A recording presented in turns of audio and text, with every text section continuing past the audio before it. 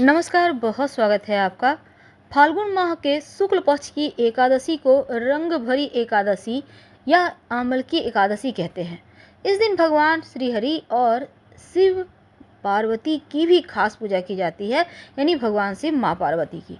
इस दिन काशी में बाबा भोलेनाथ का गुलाल से भव्य श्रृंगार भी किया जाता है और शिव के गण उनके साथ जमकर होली खेलते हैं। मान्यता है इस दिन अगर शिवलिंग पर लाल गुलाब अर्पित करें, जो गुलाल होता है, रंग अबीर जिसको कहते हैं, तो धन समृद्धि भी बढ़ती है, परिवार में खुशहाली आती है। और इस रंग भरी एकादशी के दिन भगवान को रंग अर्पित करना अति शुभ माना जाता है। और रंग भरी एकादशी जिस दिन भगवान शिव की भी पूजा करने का विधान है, इस एकादशी के होने से इसका महत्व और बढ़ गया है।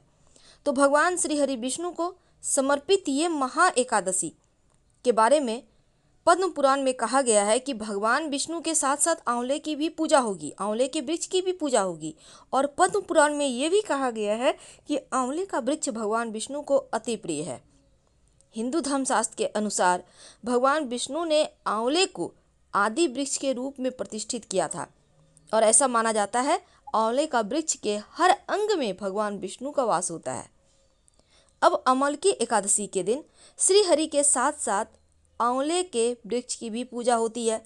ऐसा करने से मोक्ष की प्राप्ति होती है।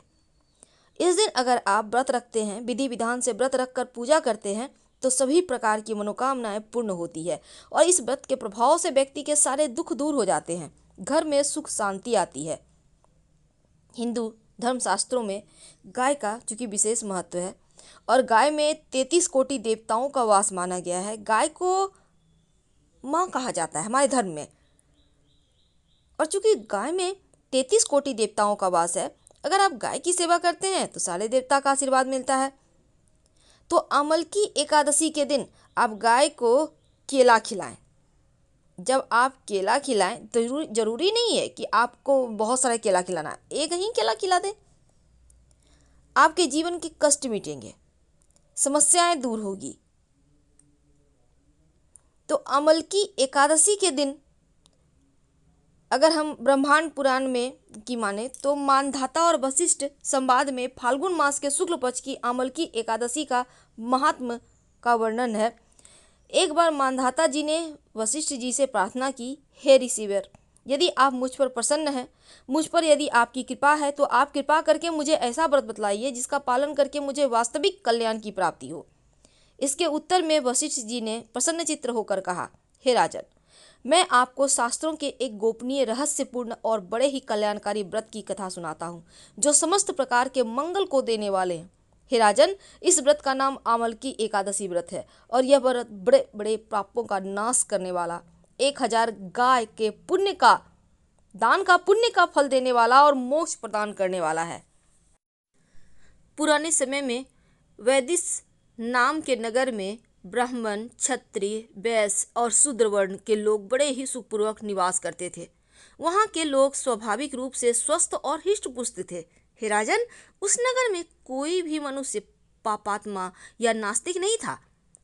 इस नगर में जहाँ तहाँ वैदिक कर्म का अनुष्ठान हुआ करता था। वेद ध्वनि से यह नगर गूंजता रहता था। उस नगर में चंद्रवंशी राजा राज करते थे और इसी चंद्रवंशी राजवंश में एक चैत्ररथ नाम के धर्मात्मा सदाचारी राजा ने जन्म लिया। वह राजा बड़ा ही पराक्रमी, सूरवीर, धनवान, भाग्यवान, शास्त्रज्ञ था और इस राजा के राज्य में प्रजा को बड़ा ही सुख था। सारा वातावरण अनुकूल था। यहाँ की सारी प्रजा विष्णु भक्ति परायण थी। सभी लोग एकादशी का व्रत रखते थे। इस राज्य में कोई भी दरिद्र, गरीब, कृपण नहीं था। इस प्रकार प्रजा के साथ राजा अनेक वर्षों तक सुखपूर्वक राज करते रहे। एक बार फाल्गुन शुक्ल पक्षी द्वादशी संयुक्ता अमल की एकादशी आ गई और यह एकादशी महाफल देने वाली है। ऐसा जानकर नगर के बालक, वृद्ध, युवा, स्त्री, पुरुष, स्वयं राजा ने भी सपरिवार इस एकादशी व्रत को पूरे नियम के साथ पालन किया। एकादशी वाले दिन राजा प्रातःकाल नदी में स्नान आदि करके समस्त प्रजा के साथ उसी नदी के किनारे बने भगवान श्री हरि विष्णु के मंदिर में जा पहुँचे। उन्होंने वहाँ दिव्य गंध सुवासित जल पूर्ण कलश, छत्र, वस्त्र, पादुका आदि पंचरत्नों के द्वारा सुसज्जित करके भगवान की स्थापना की।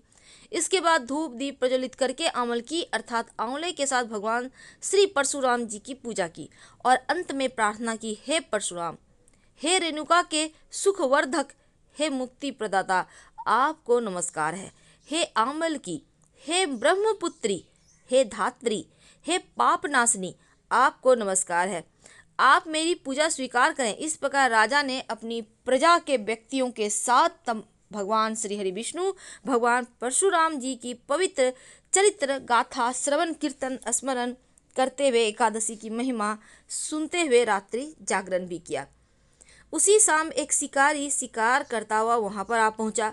जीवों की हत्या करके वह दिन व्यतीत करता था और दीप मालाओं से सुसज्जित तथा बहुत से लोगों को इकट्ठे होकर हरि कीर्तन करते हुए रात्रि जागरण करते हुए देखकर शिकारी सोचने लगा कि यह सब क्या हो रहा है।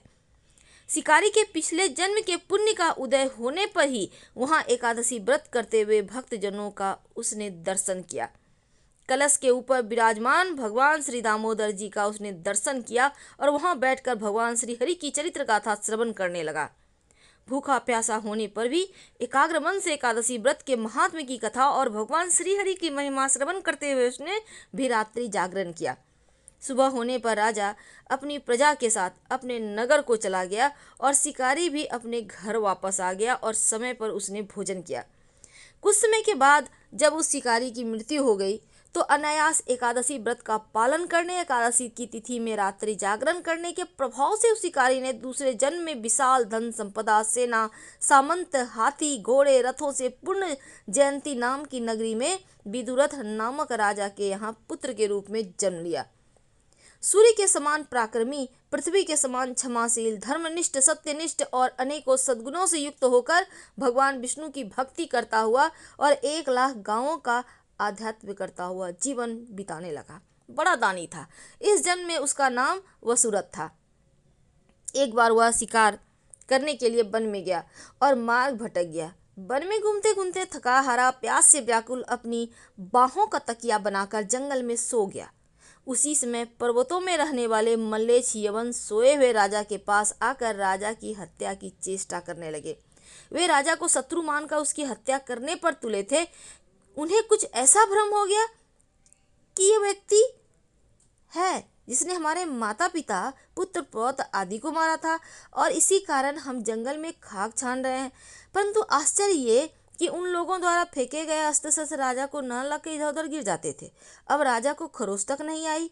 जब उन लोगों के अस्त्र शस्त्र समाप्त हो गए तो वे लोग सभी भयभीत हो गए और एक कदम भी आगे नहीं बढ़ा सके। तब सभी ने देखा, उसी समय राजा के शरीर से दिव्य गंध युक्त अनेकों आभूषणों से आभूषित एक परम सुंदरी देवी प्रकट हुई और वह भीषण भ्रिकुटी युक्ता क्रोधित नेत्र देवी क्रोध से लाल पीली हो रही थी। उस देवी का यह स्वरूप देखकर सभी यवन इधर उधर दौड़ने लगे, परंतु उस देवी के हाथ में चक्र लेकर एक क्षण में ही सभी मल्लेच्छों को मार डाला। जब राजा की नींद खुली तो इसने यह भयानक हत्याकांड देखा तो आश्चर्यचकित हो गया और साथ ही भयभीत भी हो गया। उन भीषण आकार वाले मल्लेच्छों को मरा देखकर राजा विस्मय के साथ सोचने लगा कि मेरे इन शत्रुओं को मारकर मेरी रक्षा किसने की। यहाँ मेरा ऐसा कौन हितैषी है भला। जो भी हो, मैं उसके इस महान कार्य के लिए उसका बहुत बहुत धन्यवाद करता हूँ। उसी समय आकाशवाणी हुई, भगवान केशव को छोड़कर भला शरणागत की रक्षा करने वाला और कौन है। अतः शरणागत रक्षक, शरणागत पालक श्री हरि ने ही तुम्हारी रक्षा की है। राजा उस आकाशवाणी को सुनकर प्रसन्न हुआ और साथ ही भगवान श्री हरि के चरणों में अति कृतज्ञ होकर भगवान का भजन करते हुए आमलकी एकादशी के दिन गाय को अपने हाथों से अगर आप केला खिलाएं वशिष्ठ जी तो कहते हैं, मुश्किलें कम होती है, आपका बृहस्पति मजबूत होता है और बृहस्पति के मजबूत होने से 5 तरह के महावरदान मिलते हैं। तो इस दिन आप अपने हाथों से खिलाइए जरूर।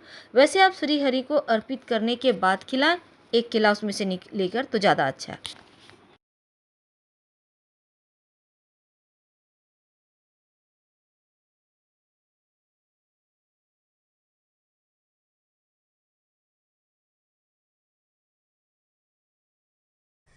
फिलहाल विदा लेंगे। हर हर महादेव। धन्यवाद।